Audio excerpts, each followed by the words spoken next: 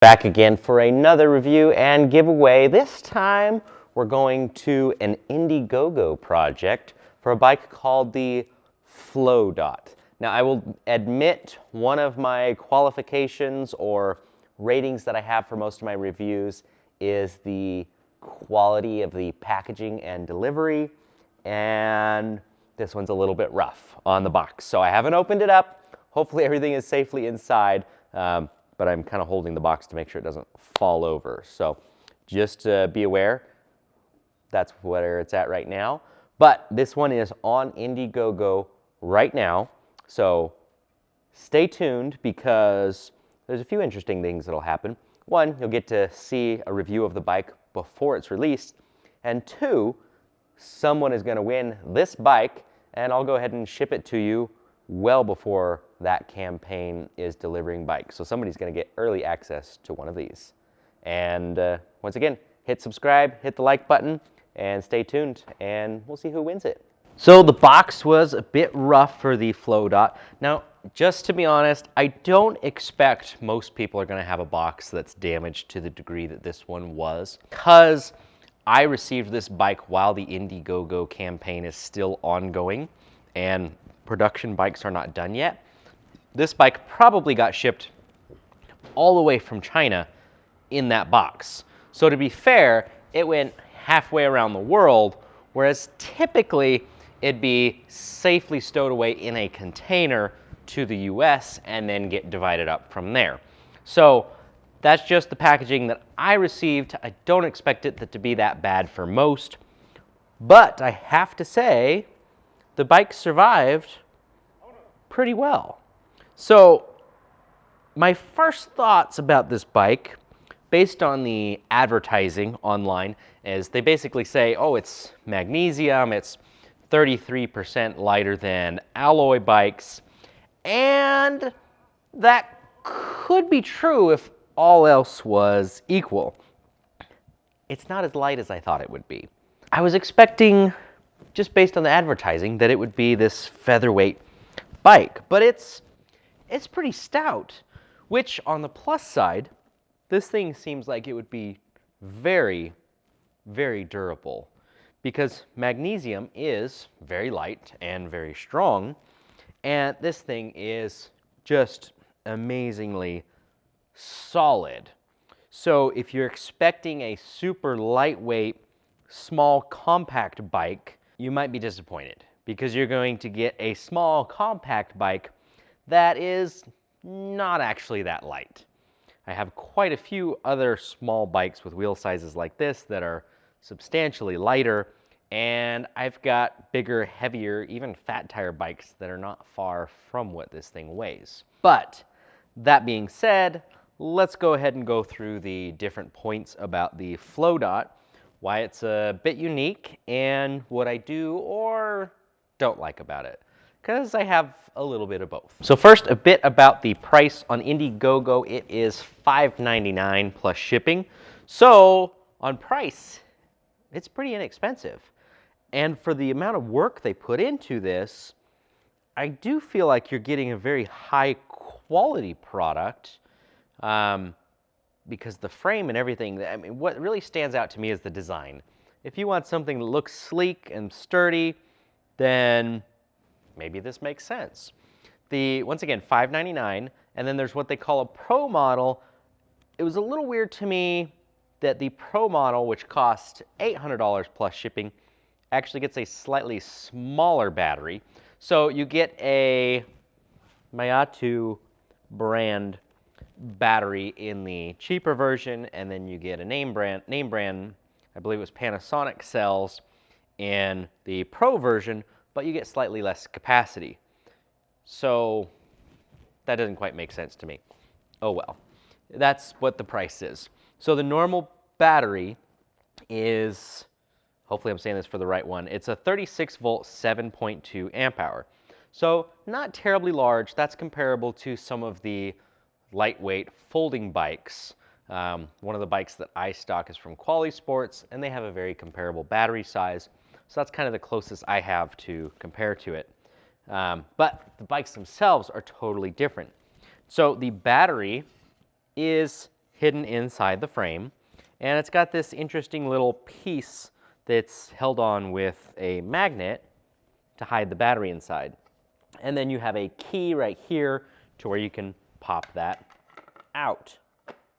Now, the charging port is underneath on the bottom of the bike, so you don't really see it. As far as, you know, the compact size, yeah, it is relatively small. It doesn't really fold up. The handlebars do fold down to the side. And if you put the seat down, you can see how, yeah, you could fit it into a relatively small space. It's one of those where you probably could put this in the back seat of some vehicles just like that. You just slide it in from the side through a door. So that makes it easier to get in and out. Definitely having the handlebars turn 90 degrees to be in line with the frame would make it easier to fit in certain places. So there's an element of the compact nature of folding bikes, but not to the same level. So the weight, I talked about it, but I didn't say what it actually was. So it's 41 pounds for the base version. And then if you go to the Pro version, you actually get these heavier duty wheels. So then the weight goes up to 48 pounds. So this bike at only 250 watts and a relatively small battery weighs just shy of 50 pounds. That was a surprise to me. But it feels super stout. Like I said, it seems very strong. So I do feel like they could have marketed and advertised towards that aspect, and maybe people would better understand what they're getting. So it is a one-piece magnesium frame, so that's pretty interesting. Effectively, there's no welding is what they mean. So you don't have different tubes that get welded together. It's a single piece. I'm assuming it's cast. And if you look at the inside of the triangle on the frame here, you can see some of the intricacies of the frame, which is kind of cool. Now, there's a few quirks about it, but let's start with the basics first. It is a pedal assist bike, and it has a throttle. So yes, you can just push the throttle and go, but I'll get back to that because there's something weird about it. And you've got mechanical disc brakes, which are nothing too terribly fancy, but they seem like decent. They're the Tektro brakes that we see on a lot of bikes these days. And I've never had any complaints on a small bike like this. They'll stop it just fine. I guess we kind of just have to get into the odd things because there's a lot of them. So one of the cool things is the light. Once you turn the screen on and press the power button once, you have this glowing blue light in the center of the frame that's supposed to be for visibility. You have one light on the front. There's only one other button aside from the power on button. You press it quickly to turn the lights on and off, and you hold it to turn the bike on or off. And then you have another button, and that's it. This is where things start to get weird for me.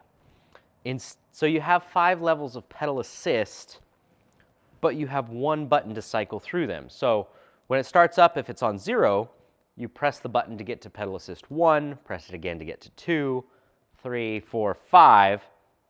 And let's say you're at pedal assist 5 and you want to drop the power back down a little bit. You can't, because you have to press the button again where it goes over to 0, and then you have to press it 4 more times to get down to level 4. So arrows up and down make a whole lot more sense for adjusting the level of assist, and it doesn't have it. Now the display looks really nice. It's very clean. Everything about this bike, from the grips to the display to the frame, the wheels, everything says somebody took a lot of care and effort to design a really nice looking bike, but they sacrificed a lot of practical things. So that's one of them. The other one is, let's say you're on pedal assist 3, you're coming up to a little bit of a hill, and you want to give it a blip of throttle to get you over the hill. Well, you can't do that either, because the throttle only works when you have the assist set to 0. So to use the throttle, you have to be on 0. Any other setting doesn't work, so you have to click the button several times to cycle through. That to me is not very intuitive. It's functional, but you're probably going to find yourself going into one assist setting and just kind of leaving it there because it's kind of a pain to switch around through them. Now, other things I feel like I should mention, for those that are in Europe or other parts of the world, the brakes are correct as far as right and left. The left brake operates the rear, and the right brake operates the front. If you're in the US, then they are reversed. Because they're mechanical brakes, those are very easy to swap over, just something to be aware of. So, like I said, everything designed very nicely, looks very good, but there's just some strange quirks as far as practicality.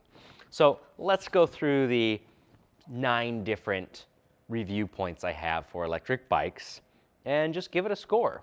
So number 1 is the range. It's got a 36 volt, 7 point something amp hour battery, depending on which version you choose. So me personally, I would rate that as something that has somewhere between 15 and 20 miles of range. If you pedal a lot, yes, you can get more than that. This bike does roll very easily, but it is a bit heavy for the size and the battery capacity. So that's kind of a hit on the range. I do feel like they really wouldn't have sacrificed anything if they would have put a bigger battery in it. So a little disappointed with the battery size. That is smaller than most. The only bikes I usually see that have a battery that small are doing it because they're trying to save weight, because they're going with a very lightweight, often a folding bike. And this bike kind of fits with those, but it's not light. So to me, it would have been worth it to just go with a bigger battery and get more range out of it. So I'm going to give it a 4 on the range because it just doesn't make sense to me why it has what it has. And number 2 is the power. So it's a 250 watt bike, and honestly, I feel like it has decent power for 250 watts. I think they're being honest with their advertising there. I rode it up a hill, it does just fine.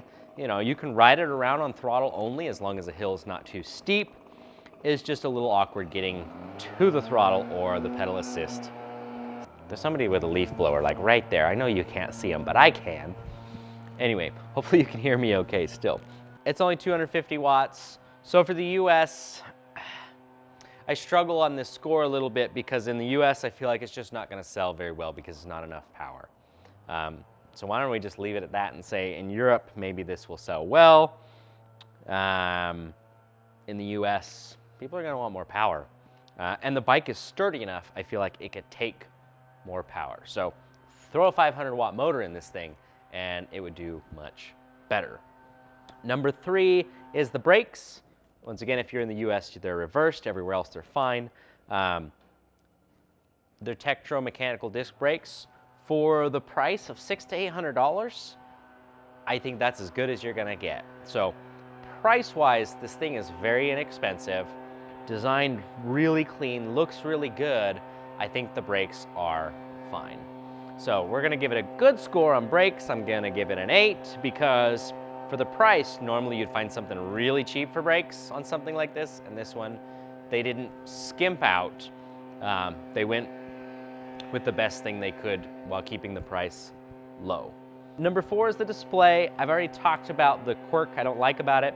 So, I mean, if it was just based on looks, I'd give it a 10 because it's very clean and looks very nice. But when you go to practicality, it feels like a 2 because it doesn't give you much information. It tells you how fast you're going, and it gives you a rough battery indicator, but it's just not very user-friendly. So I don't like the function of the display, but at least it has one. At least you can see the range you're getting.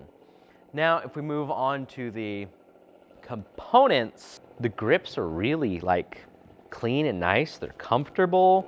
The frame, I do believe, is really well made. The seat feels nice. I feel like the components are good.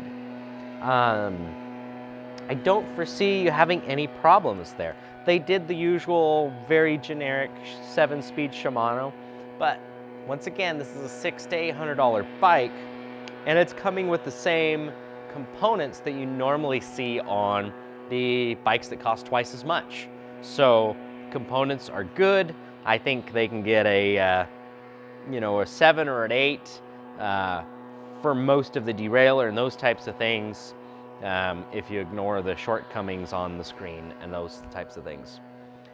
Now we move on to the support, and at this point we really don't know what the support is like. This is an Indiegogo campaign. It's a brand new bike we've never seen before, so we are not going to know what the answer is to that until this campaign is over.